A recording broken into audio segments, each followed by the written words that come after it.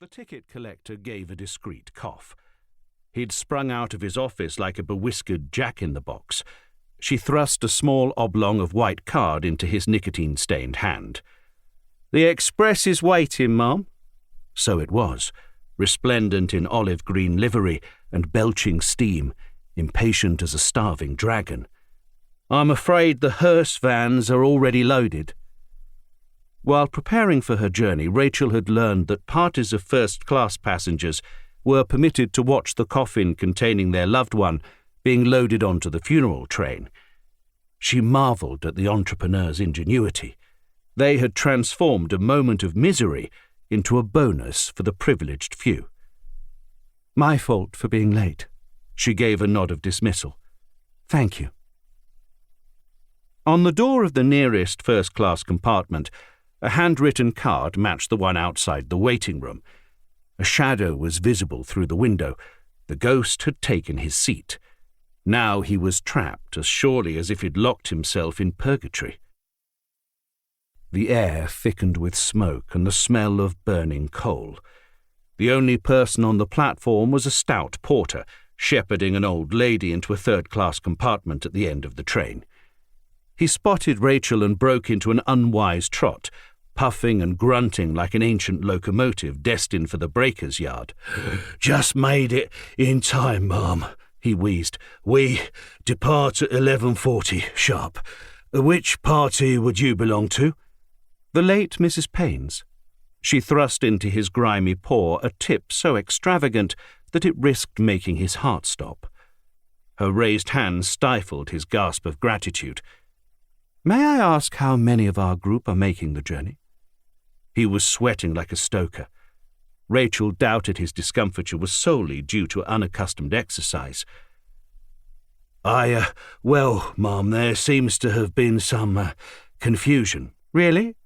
She waited, confident that 2 gold sovereigns trumped any bribe paid to secure his silence. "We expected 6, ma'am, but only 3 gentlemen turned up. The pair who came early insisted they wouldn't travel in the compartment reserved for the, nearest and dearest, most irregular.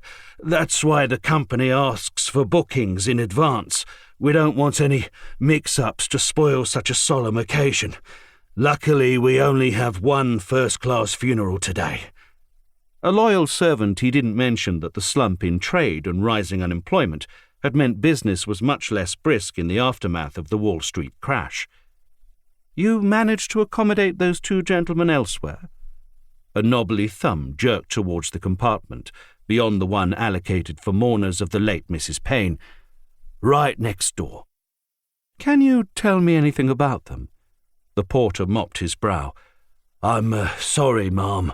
We really need to—" "Please forgive me. I can't explain why this is so important to me," she said, leaning closer so that he could inhale her perfume. "Personal reasons. You do understand." He peered through her veil. Something in her expression made him quail. "Well, I'm sure you have good cause to ask. Quarrels happen in the best families, don't they? One chap's a cockney, dressed as a vicar. Surprised me, that did. I thought—" "He didn't seem quite like an ordinary vicar?"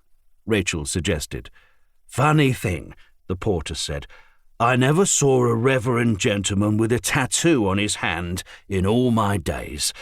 Takes all sorts, I suppose, but—" "And his companion?" The porter frowned. "Big fella, beefy, mitts like coal shovels." "Intimidating?" "I really can't say any more, ma'am." He took another look at Rachel and breathed out noisily. "Let's just say they tried to look posh, but forgot to shine their shoes. Funerals are funny. People aren't their normal selves.